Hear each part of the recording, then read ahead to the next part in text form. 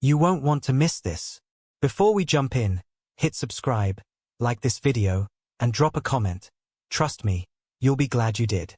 Jackson Steele wiped his hands on a tattered rag, sighing as he leaned over the disassembled hoverboard spread across his workbench. The dim glow of his shop's fluorescent lights buzzed softly overhead, casting fragmented shadows across the jumble of wires, circuits, and metal panels. It was well past midnight, but time meant little in this place. His mind hummed with calculations and schematics, far removed from the reality beyond the workshop walls.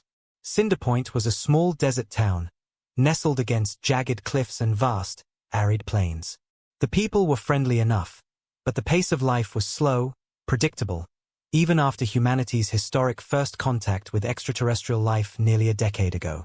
Sure, aliens were a part of the news cycle now, diplomatic visits, galactic trade deals, occasional warnings about interstellar contraband. But the chaos of the cosmos felt like a distant hum compared to the grounded monotony of fixing machines. For Jackson, machines were life. They obeyed his hands and mind, never lying, never demanding more than he could give. People? People were a tangled mess of emotions and expectations he couldn't parse. Machines were simple. Fix what's broken, tighten what's loose. If only life worked the same way. He reached for his mug of coffee, grimacing as the bitter, cold liquid hit his tongue. The faint drone of his old radio filled the room. A talk show host was speculating on the growing influence of the Interstellar Trade Federation and what it could mean for Earth's economy. Maybe Cinderpoint will finally get a spaceport, Jackson muttered to himself, shutting off the radio with a flick of his wrist. Then it happened, a sound, faint but piercing, cutting through the quiet night. A high-pitched cry that sent a shiver down his spine. Jackson froze, wrench still in hand, listening.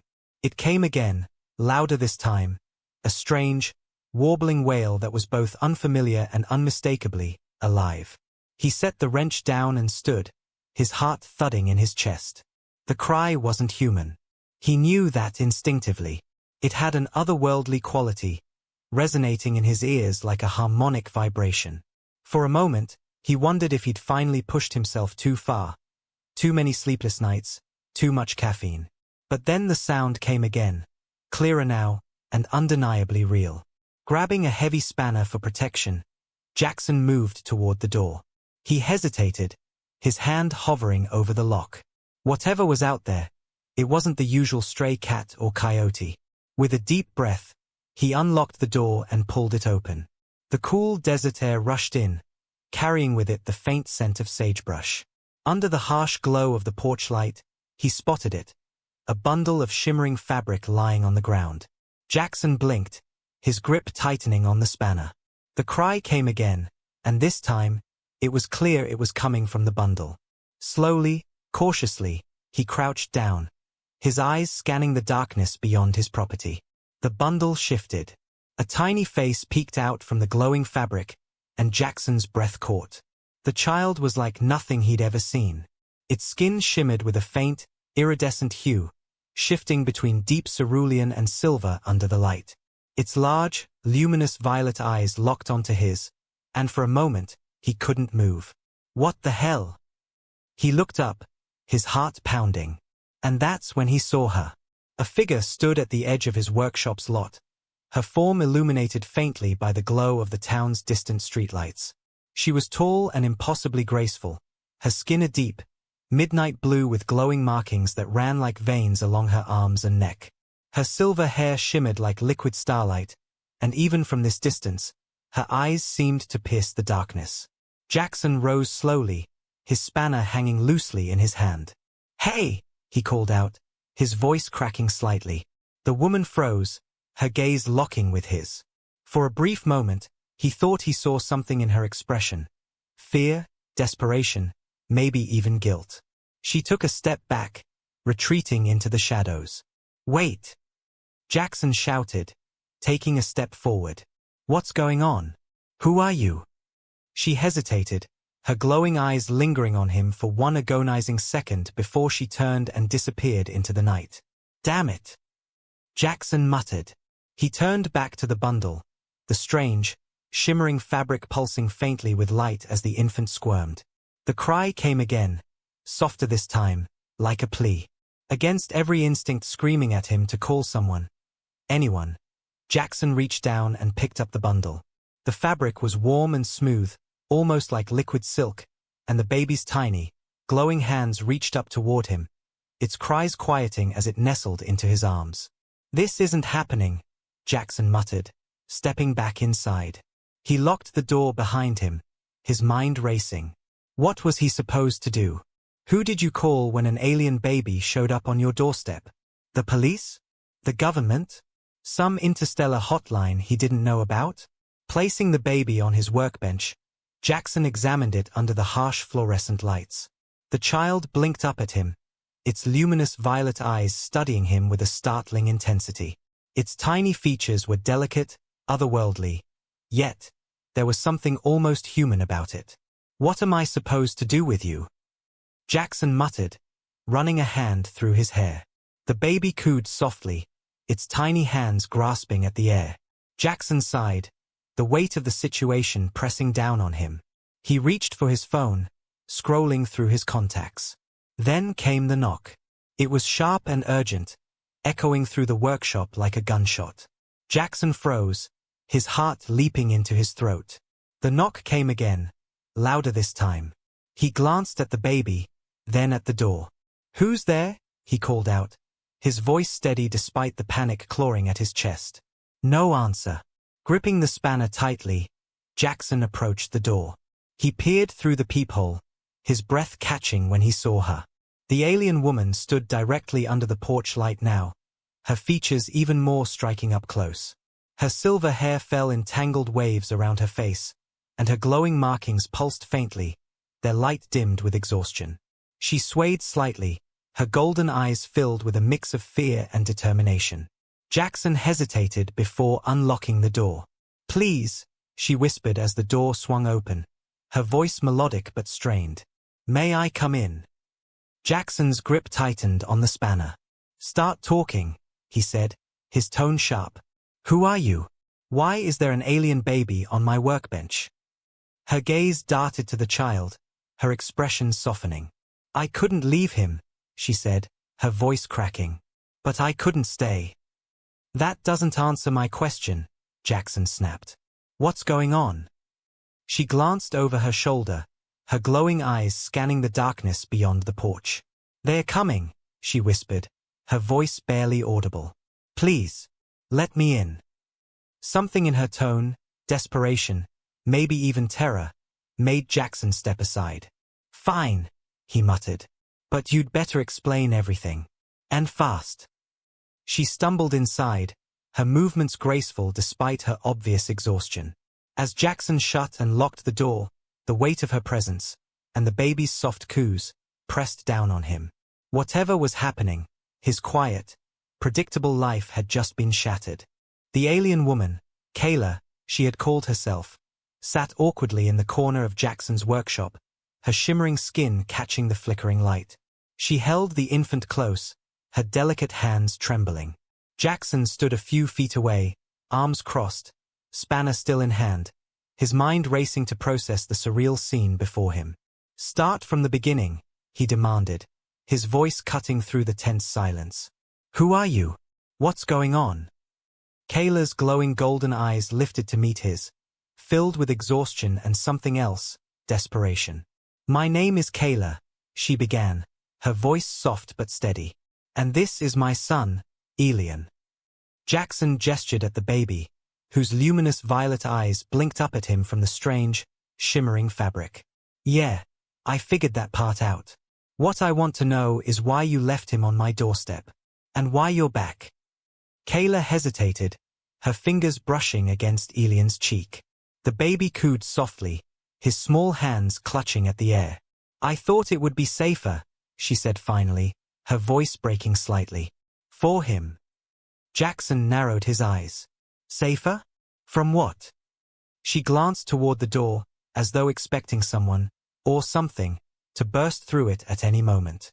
"From the collectors," she said quietly. "The collectors." Jackson repeated, his brow furrowing. "They are mercenaries," Kayla explained, her voice growing steadier as she spoke. Enforcers of genetic purity laws across the galaxy. They've been hired by my people to track me down and eliminate the shame I've brought upon them. Jackson's stomach churned. Eliminate? He asked, his voice dropping. You mean? They will kill Elian, Kayla said bluntly, her voice trembling. And me. Jackson stared at her, his mind reeling. The enormity of what she was saying crashed over him like a wave. Why? What did you do to deserve that? Kayla's eyes lowered, her hands tightening protectively around Elian. He is a hybrid, she said after a moment. A child born of two worlds, mine and yours. To my people, he is an abomination. Jackson froze, his gaze flickering between Kayla and the child. A hybrid. The word hung heavy in the air, carrying implications he could barely begin to understand. So, Elian's father was human, he asked hesitantly. Kayla nodded, her expression unreadable. We met during a research mission, she said.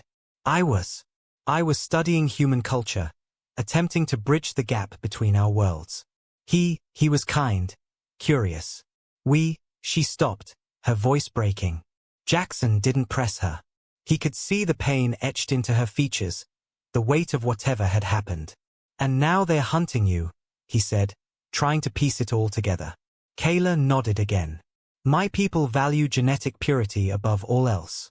Hybridization is seen as a betrayal, a contamination of our lineage. When I refused to terminate the pregnancy, they branded me a traitor. The collectors were hired to ensure neither of us survived.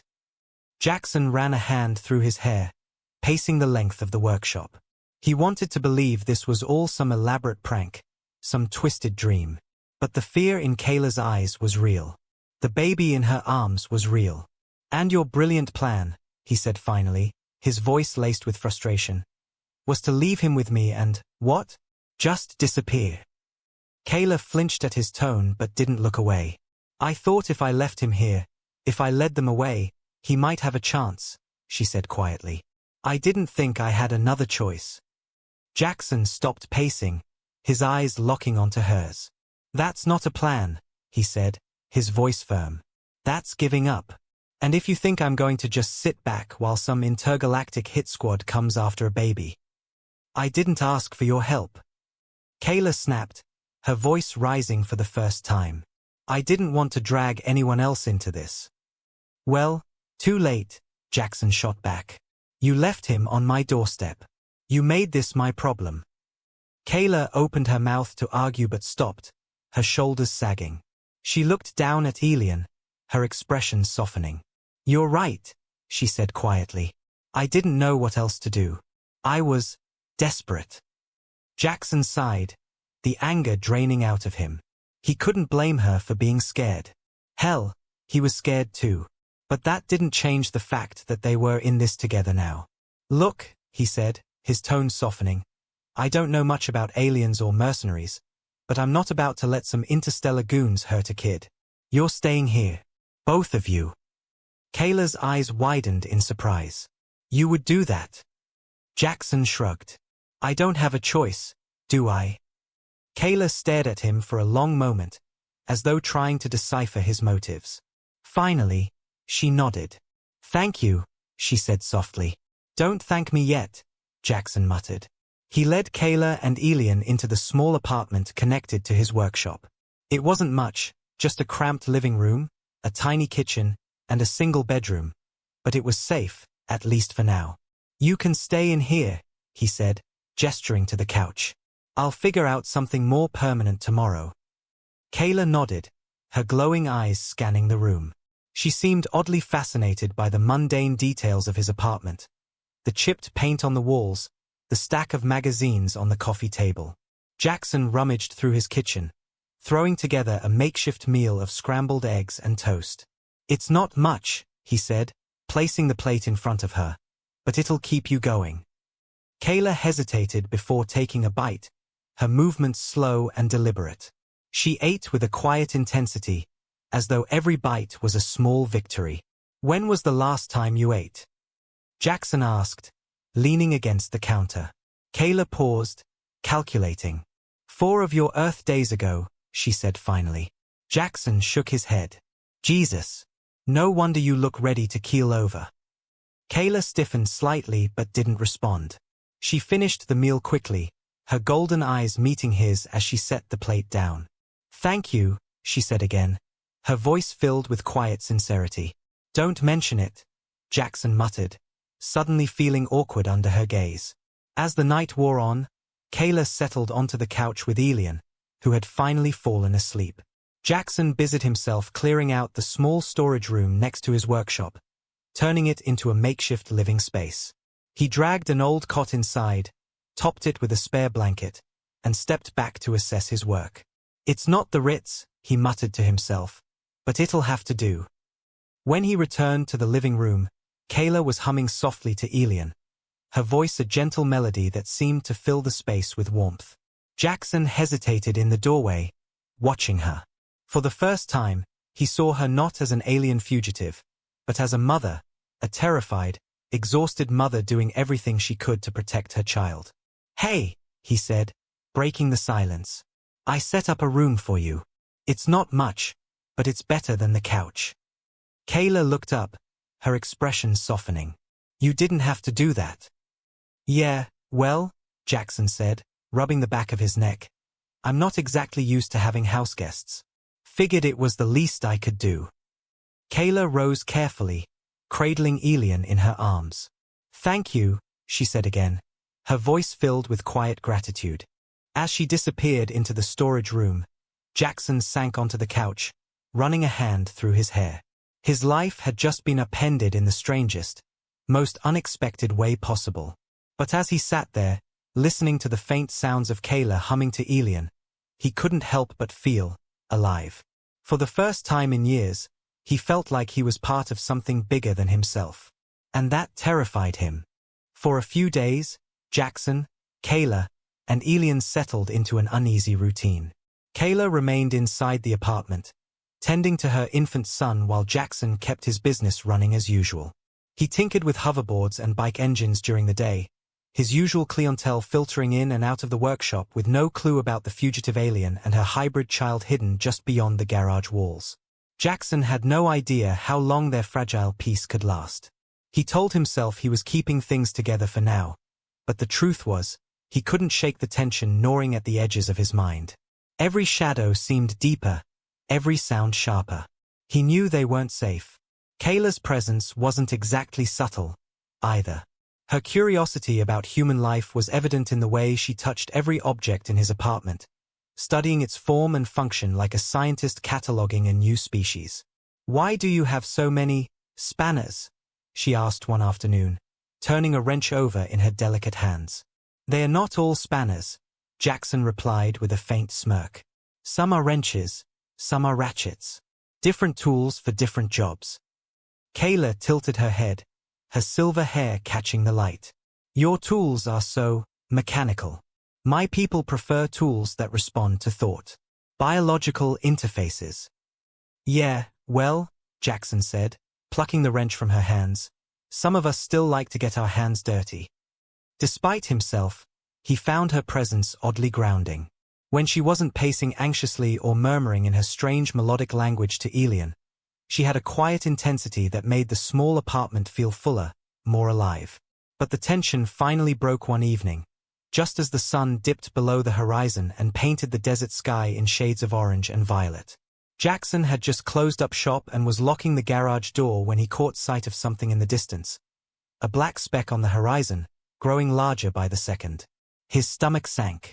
Kayla, he called as he stepped into the apartment. She was on the couch, cradling Elian in her arms. Her head snapped up at the urgency in his tone. What is it? There's something coming, Jackson said, pointing toward the window. Some kind of ship. Kayla's face paled, the glowing markings on her skin dimming. She stood quickly, clutching Elian tighter. The collectors, she whispered. Jackson frowned. You're sure? Kayla nodded, her voice trembling. Their ships are small and black, designed for stealth. They're here for us. Jackson cursed under his breath, pacing the room. He had prepared for this, or at least, he thought he had. Kayla's ingenuity had helped turn his workshop into a makeshift fortress, with hastily constructed defenses and traps rigged from spare parts. But now that the threat was real, he wasn't sure if any of it would be enough. "Okay," Jackson said, forcing himself to stay calm. "Here's the plan. You stay in the back room with Elian. Lock the door, don't make a sound. I'll handle this." Kayla's eyes widened. "You can't face them alone." "I don't have a choice," Jackson said firmly. "If they find you, we're all dead. Let me do this." Kayla hesitated, then nodded reluctantly. "Be careful," she said, her voice barely above a whisper. Jackson grabbed a modified plasma torch from his workbench and positioned himself near the front door. Through the window, he saw the black ship descending just beyond the workshop, its sleek form glinting menacingly in the fading light. The hum of its engines sent vibrations through the floor, and Jackson's grip tightened on the torch. The ship landed with eerie precision, its engines cutting off with a low hiss. For a moment, there was silence. Then the ramp extended, and 3 figures emerged. The collectors were tall and humanoid, but their sleek, insect-like armor and glowing red visors made them look anything but human. Their movements were precise, almost mechanical, as they approached the workshop. Jackson took a deep breath, his heart hammering in his chest. He had no plan, no backup. Just him, his torch, and a workshop full of improvised traps. The first collector reached the door and knocked, once, sharply. Jackson didn't move. The knock came again, followed by a synthesized voice. "We know you're inside. Surrender the fugitive and the child, and no harm will come to you." "Yeah, right?" Jackson muttered under his breath. The door shook as one of the collectors pounded on it. "This is your final warning. Open the door, or we will breach it." Jackson didn't wait. He flipped a switch on the wall, triggering the first of his traps. A series of compressed air pistons slammed into the door from the inside, sending it flying outward and knocking one of the collectors off its feet. The others reacted immediately, their weapons glowing with ominous red light as they charged forward. Jackson ducked behind a workbench, activating the next trap. A modified welding arm swung out, spraying molten sparks at the intruders. One of the collectors deflected the sparks with a flick of its wrist, its armor shimmering. The other raised its weapon, a sleek energy rifle, and fired. The blast hit the workbench, sending shards of wood and metal flying.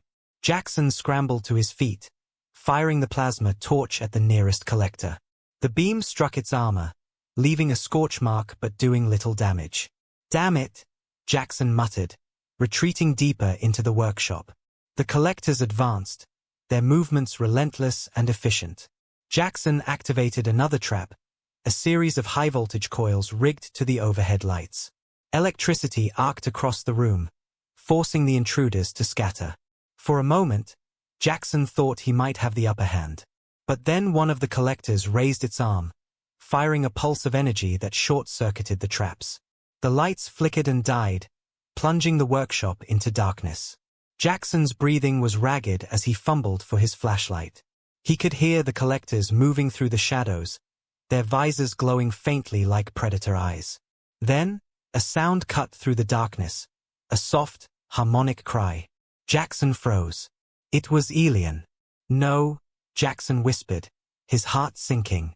The cry grew louder, filling the workshop with an eerie, resonant vibration.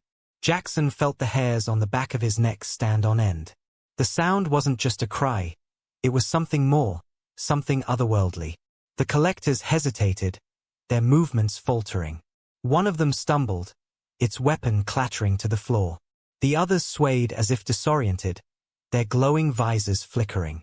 Jackson didn't waste the opportunity. He grabbed a heavy wrench and swung it at the nearest collector, striking it in the head. The alien crumpled to the ground, its armor sparking. Kayla appeared in the doorway, Elian in her arms. Her face was pale, her glowing markings dim, but her eyes burned with determination. "His voice," she said, her voice trembling. "It's disrupting their neural systems. His projecting." Jackson stared at her, then at the collectors, who were now writhing on the floor, their movements erratic. You mean he's doing this? Kayla nodded, tears streaming down her face. I didn't know he could. He's so young. Jackson didn't wait for an explanation. He grabbed Kayla's arm and pulled her toward the back exit. Come on, he said. We're getting out of here. As they fled into the night, the sound of Elian's cry echoed behind them, leaving the collectors immobilized in its wake. The chill of the desert night bit at Jackson's skin as he and Kayla sprinted away from the workshop. Elian's cry reverberated through the still air, an eerie, harmonic sound that carried far beyond its volume. Jackson glanced over his shoulder, heart pounding. Behind them, the workshop flickered with faint light as the collectors, still writhing and disoriented, tried to recover from whatever Elian had done to them. Where do we go? Jackson asked breathlessly as they ducked behind a cluster of boulders. Kayla cradled Elian close, her luminous eyes scanning the horizon. We need to get to higher ground, she said, her voice trembling. If they call for reinforcements, we'll need to move quickly. I can signal a safe zone, but it's far. Jackson leaned against the rock, catching his breath. Safe zone? What kind of safe zone? Kayla hesitated, her fingers tightening around the shimmering fabric that wrapped Elian. A sanctuary, she said finally. A place where hybrids like Elian are protected. Hidden. Jackson frowned. I thought you said hybrids weren't accepted by anyone. They are not, Kayla admitted, her voice heavy. But there are factions, outcasts, dissidents, who believe in unity, who fight against the old ways. They've created refuges for those like me. She looked at Jackson, her gaze fierce. It's dangerous, but it's our only chance. Jackson's chest tightened. He thought of the life he'd built in Cinder Point, the quiet, predictable existence he'd worked so hard to maintain. But that life was gone now, shattered the moment Kayla and Elian entered his world. Okay, he said, his voice steady. Let's do it. What do you need? Kayla blinked, clearly surprised by his resolve. You'd leave everything behind. Jackson shrugged, a faint smirk tugging at his lips. Haven't you figured it out yet? I'm not much for half measures. Kayla's lips parted as though she wanted to argue, but instead, she nodded. Then we move. Now. The journey through the desert was grueling. The terrain was uneven, jagged rocks and loose sand making every step a challenge. Kayla guided them with quiet determination, her glowing markings dimmed to avoid detection. Elian remained eerily silent in her arms, as if sensing the gravity of the situation. Hours passed as they climbed higher into the hills, the town of Cinder Point shrinking into a cluster of faint lights far below. Jackson's legs burned with the effort, but he pushed forward, refusing to slow them down. At last, they reached a plateau overlooking the sprawling desert. Kayla lowered herself to the ground, cradling Elian as she pulled a small, crystalline device from within the folds of her shimmering garment. What's that? Jackson asked, kneeling beside her. A beacon, Kayla said, her voice tight. It'll send a signal to the sanctuary, but we have to be careful. The collectors monitor for this kind of transmission. Jackson's stomach churned. So, there's a chance they'll find us before help does. Kayla nodded grimly. Yes, but we don't have another option. She activated the device, and a soft hum filled the air. The crystal emitted a faint, pulsating light that seemed to ripple outward like water. Kayla closed her eyes, murmuring something in her melodic language. Jackson watched her, his chest tightening. Despite everything, the danger, the exhaustion, there was a strength in her, a resilience that he couldn't help but admire. How long before they come? Jackson asked quietly. Kayla opened her eyes, her expression unreadable. The sanctuary's ships are fast, but so are the collectors. It could be minutes. Or hours. Jackson nodded, gripping the plasma torch he'd brought from the workshop. Then we hold them off. No matter what. The first ship appeared just as the horizon began to lighten with the approaching dawn. Jackson spotted it first, a dark, angular shape cutting through the sky like a blade. His heart sank as another ship followed, then another. They are here, he said, his voice tense. Kayla stood, her markings glowing faintly as she adjusted Elian's position in her arms. "I'll distract them," she said. "Like hell you will," Jackson snapped. "We stick together." Kayla turned to him, her golden eyes blazing. "If they capture me, they might spare Elian. You could escape with him." "Not happening," Jackson said firmly. "We're getting through this together, or not at all." Kayla stared at him for a long moment, then nodded. The collector's ships landed in a wide arc around the plateau, their engines emitting a low, menacing hum. Jackson gripped his torch tighter as the first group of armored figures emerged, their weapons raised. "Fugitive Kayla," one of them called, its synthesized voice echoing across the plateau. "Surrender yourself and the hybrid. Resistance will result in termination." Kayla stepped forward, her voice steady. "You have no authority here. Leave, or face the consequences." The collector tilted its head. "You cannot resist us. Wanna bet?" Jackson muttered, stepping up beside her. Before the collectors could respond, Elian let out another harmonic cry, louder this time, and the effect was immediate. The air vibrated with the sound, and the collectors staggered, their movements sluggish and erratic. Kayla seized the moment, activating a shield from her crystalline device. A shimmering barrier surrounded them, deflecting the first wave of energy blasts. Jackson moved quickly, using the plasma torch to disable one of the collectors that had stumbled too close. Sparks flew as the alien's armor crumpled, and it collapsed to the ground. But the remaining collectors were recovering faster this time, adapting to Elian's disruptive cry. Jackson cursed under his breath. "They're learning," he said. "We need a better plan." Before Kayla could respond, a new sound filled the air, a low, resonant hum that seemed to come from above. Jackson looked up, his breath catching. A sleek, silver ship descended from the sky, its design unlike anything he'd ever seen. It emitted a soft, glowing light, and as it approached, the collectors hesitated, their attention shifting. "The sanctuary," Kayla whispered, her voice filled with relief. The sanctuary's ship landed smoothly, and a group of figures emerged, their movements swift and coordinated. They were humanoid but distinct, their features a blend of various alien species. Their leader, a tall figure with emerald skin and piercing blue eyes, approached Kayla with a calm, commanding presence. "You've done well to survive this long," the leader said, their voice deep and resonant. "We'll handle the collectors. Get to the ship." Kayla nodded, her grip on Elian tightening as she turned to Jackson. "Come on," she said, her voice urgent. Jackson hesitated, his gaze flickering between Kayla and the sanctuary's warriors. Part of him wanted to stay and fight, to ensure the collectors were stopped for good. But he knew his priority was Kayla and Elian's safety. "Go," the leader said, meeting Jackson's eyes. "We'll cover you." Jackson nodded and followed Kayla to the sanctuary's ship, his heart pounding as the battle raged behind them. Inside the sanctuary's ship, the hum of the engines was a soothing contrast to the chaos outside. Kayla sank into a seat, cradling Elian as tears streamed down her face. "We made it," she whispered, her voice thick with emotion. Jackson sat beside her, his body aching with exhaustion. He reached out, his hand resting gently on her shoulder. "Yeah," he said softly. "We did." Kayla looked at him, her golden eyes filled with gratitude. "Thank you," she said, "for everything." Jackson shook his head. "You don't have to thank me," he said. "We're in this together. All of us."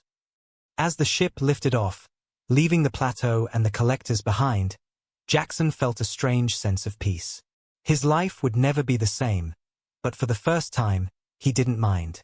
They were heading toward an uncertain future, but they were heading there together. And that was enough.